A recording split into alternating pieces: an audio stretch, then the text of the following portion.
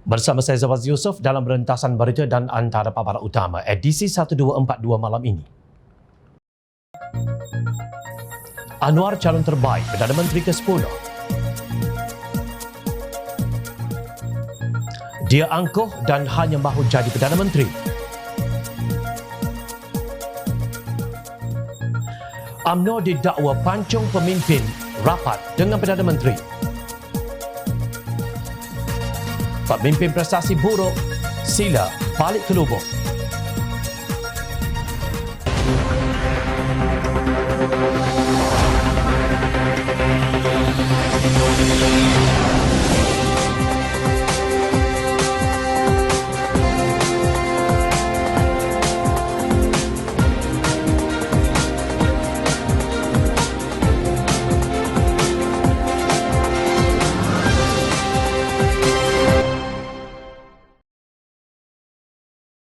Assalamualaikum dan salam sejahtera.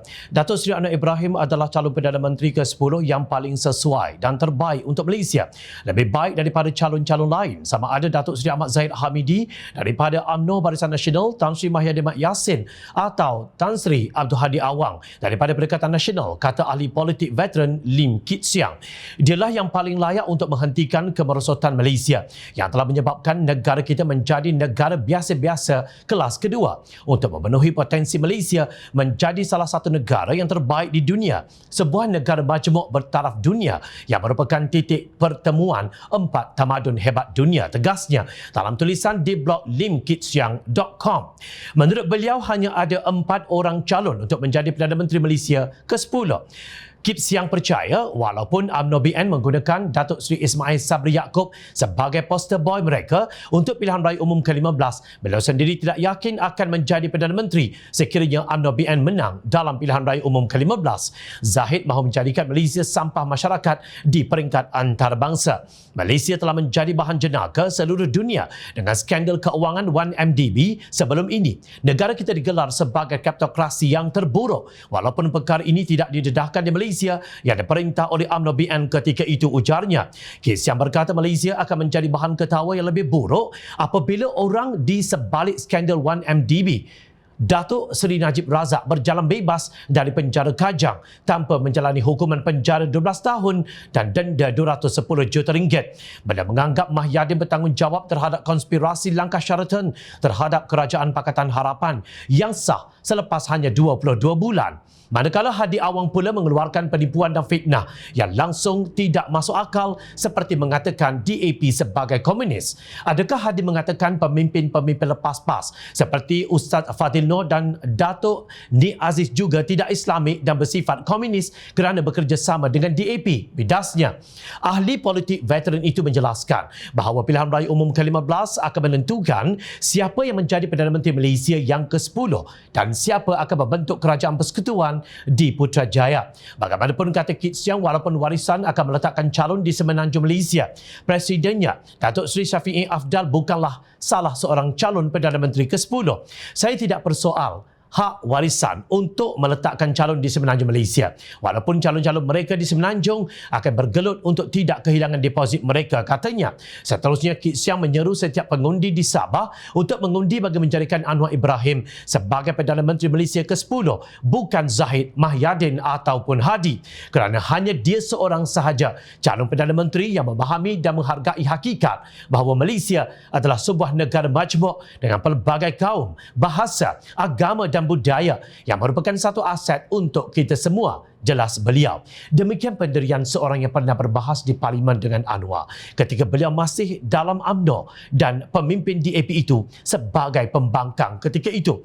Namun Kit Siang masih dapat melihat sisi Anwar sebagai pemimpin negara yang berwibawa bukan hanya di Malaysia tetapi juga di peringkat antarabangsa. Sejujurnya, adakah nama-nama pemimpin parti lain yang disebut oleh Kit Siang itu memiliki pengalaman, kewibawaan dan karisma seperti pengerusi Pakatan Harapan ini? Seperti kata orang Sabah, ini kalilah ubah kita boleh. Pengerusi Pejuang Tun Dr. Mahathir Mohamad menyelar Presiden Bersatu Tan Sri Mahyadin Mat Yassin kerana beberapa tindakannya yang didakwa mengkhianati rakyat. Kata bekas Perdana Menteri ke-7 itu, Mahyadin cuba menafikan bahawa dirinya pengkhianat yang terlibat dengan langkah Sheraton dan sebaliknya mengaitkan beliau. Tun M merujuk kepada pengakuan Presiden PAS Tan Sri Abdul Hadi Awang yang menggerakkan langkah Sheraton bersama Mahyadin dan mencalonkan pengerusi Perikatan Nasional itu sebagai Perdana Menteri. Sebenarnya amat mudah nak pastikan siapa pengkhianat. Ada satu ungkapan bahasa Latin cui bono yang bermaksud siapa yang mendapat keuntungan dari sesuatu keadaan. Siapa yang jadi Perdana Menteri pintu belakang atau tebuk atap, soal Tun M.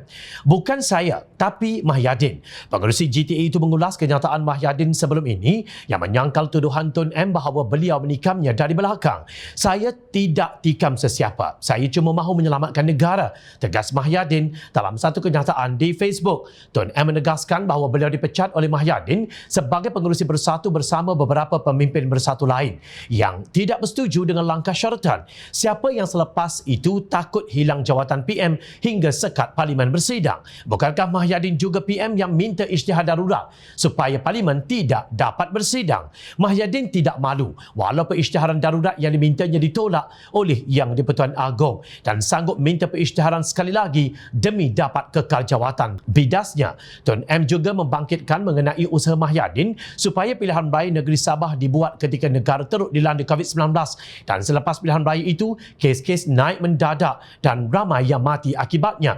Mahyadin juga tuduh saya bersetuju dia menjadi PM, tapi dia tak cerita soalan saya kepadanya, sanggupkah dia menjadi Perdana Menteri dengan sokongan kleptokrat? Dia jawab sanggup dan dengan angkuh berkata dia tahu macam mana nak tangani kerana dia ada pengalaman politik lebih 40 tahun. Akhirnya Mahyadin tersembam selepas cuma 17 bulan menjadi PM setelah dikhianati oleh ahli-ahli Parlimen UMNO BN yang sebelum itu bersama-sama mengkhianati rakyat untuk tubuh kerajaan pintu belakang. Demikian tegas bekas pengerusi Pakatan Harapan itu mengulas mengenai mengapa beliau bercadang untuk bekerjasama dengan Perikatan Nasional untuk pilihan raya umum ke-15. Tun M berkata, saya cuba bersangka baik bahawa setelah dijatuhkan dan dihina oleh UMNO, dia taubat atau merasa kesal dengan perbuatannya. Dia khianat kepada saya, tidak mengapa. Saya sangka dia akan cuba tebus khianatnya kepada Parti Bersatu sehingga hilang beberapa negeri dan kepada rakyat keseluruhannya. Rupanya dia tetap angkuh dan hanya mahu menjadi Perdana Menteri. Pengajarannya di sini ialah jika dengan mentor sendiri yang pernah melantiknya sebagai menteri dia khianat, siapalah anda semua kepadanya? Anda hanyalah bidak-bidak yang akan dikorbankannya demi mencapai matlamat. Percayalah, anda tidak akan dapat manfaat keadilan dan kesejahteraan daripada seorang pengkhianat. Justru bagus sampahkan sahaja parti politik ini. Bekas ahli Parlimen Ketereh Tan Sri Anwar Musa nampaknya tidak gembira. Ia dibayangkan oleh beliau sendiri menerusi hantaran di Facebook. Menurut beliau, terdapat khabar angin berhubung pemilihan calon-calon yang mewakili Barisan Nasional pada pilihan raya umum ke-15 kali ini, tak kala Pakatan Harapan dan Perikatan Nasional sudah mula mengumumkan senarai yang syarat dengan big and heavyweight personalities. Bakal calon sudah dibawa menandatangani dokumen dan aku janji tertentu sejak 2 hari yang lalu. Justru rumus mula tersebar, tulisnya. Ketua UMNO bahagian Ketereh itu mendakwa pemilihan calon Barisan Nasional untuk bertanding pada pilihan raya umum ke-15 tidak mengikut kaedah yang ditetapkan Perlembagaan Parti kerana terdapat tangan-tangan yang memancung calon-calon yang dekat dengan naib Presiden UMNO, Datuk Seri Ismail Sabri Yaakob.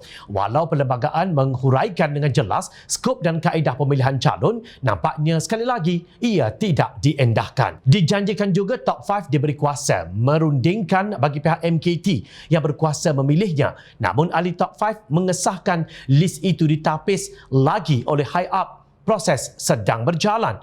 Janji kononnya bakal dipilih adalah para wali iaitu winnable, acceptable and likable. Namun kedengaran sana sini banyak sudah winners dipancung, terutama yang dekat dengan yang amat berhormat PM.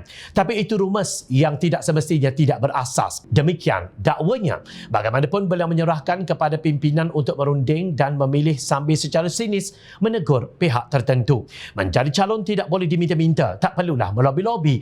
Ia satu amanah tanggungjawab untuk memenangkan cukup kerusi bagi parti. Jika tidak, berkubur 2 kali, tegasnya.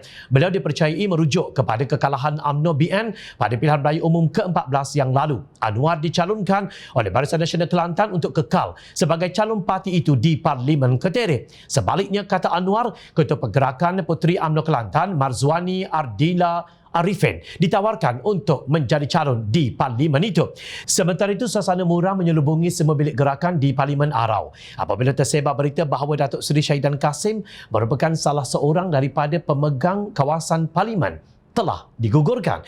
Dalam satu hantaran melalui Facebook, Syahidan berkata khemah telah dibuka dan bendera Barisan Nasional yang dipasang hampir seminggu lalu sudah mula diturunkan. Malam ini malam kesedihan teramat sangat. Semua bilik gerakan BN Parlimen Arau telah ditutup dan bendera sudah diturunkan kali pertama dalam sejarah. Ujarnya, tindakan tersebut susulan khabar angin bahawa Syahidan yang memenangi kerusi Parlimen itu pada pilihan raya 1986, 1965, 2013 dan 2018 akan digugurkan bersama bekas ahli Parlimen Padang Besar Datuk Zahidi Zainul Abidin pada pilihan raya umum ke-15 ini.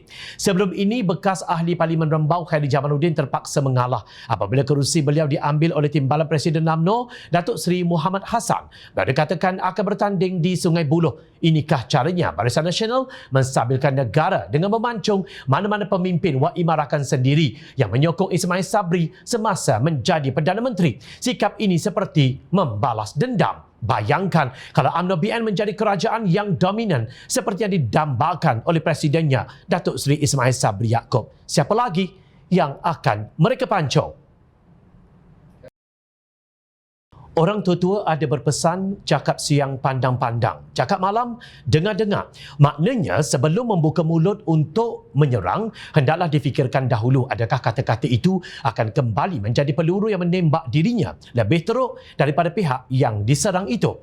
Ramai ahli politik yang mengalami gejala ini. Antaranya ialah pengarah pilihan raya Perikatan Nasional Datuk Seri Muhammad Azmin Ali.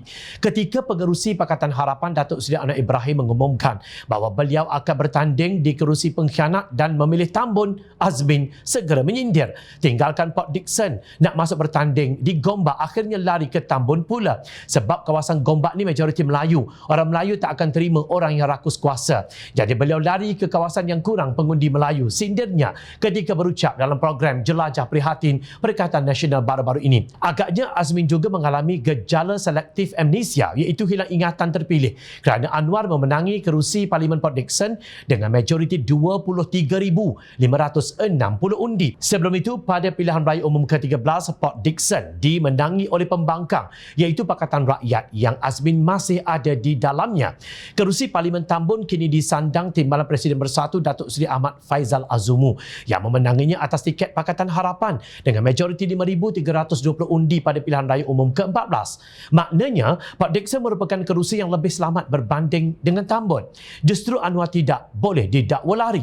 Sudah tentu Azmin tidak berani memburu Anwar di Tambun. Sebaliknya, beliau akan kembali ke lubuknya di Gombak. Hari ini, media melaporkan Ketua Serikandi Bersatu Datuk Seri Rina Muhammad Harun mengesahkan beliau dipilih sebagai calon kerusi Parlimen Sepang pada pilihan raya umum ke-15. Pertandingan ini bukan kerana Rina Harun, sebaliknya demi rakyat agar dapat bergerak mara ke arah Sepang yang lebih baik pada masa depan. Kononnya, beliau berkata demikian di Petik Media. Beliau akan menentang calon Parti Pejuang GTA yang diwakili Ketua Pejuanita Cik Asma Ibrahim dan Ketua Wanita Pakatan Harapan Raj Muni Aiman Atira daripada Amanah. Untuk rekod, Rina pernah menyandang jawatan Ketua Puteri UMNO Sepang pada tahun 2002 hingga 2013 sebelum melompat ke Bersatu pada pilihan raya umum ke-14 lalu. Justru, Rina dikira lari dari Parlimen Titiwangsa untuk kembali ke lubuk asalnya di Sepang. Walaupun kedua-dua Azmin dan Rina merupakan pemegang jawatan menteri dalam Kabinet XXXL Tan Sri Mahyadin Muhammad Yassin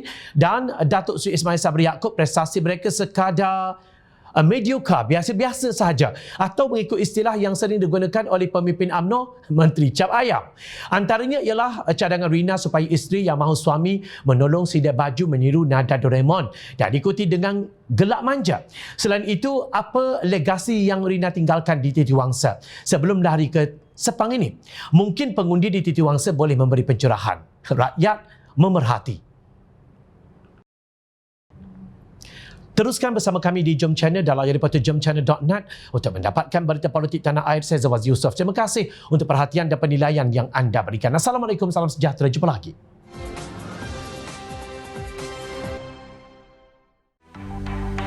Mencari maklumat dan berita politik yang bebas, kupasan yang tepat, panas. Dapatkannya secara eksklusif hanya di Jom Channel. Komitmen kami, rentasan berita Isnin hingga Jumaat. Berbicara dan isu semasa, kami garapkan secara langsung. Panel-panel berkaliber dan profesional.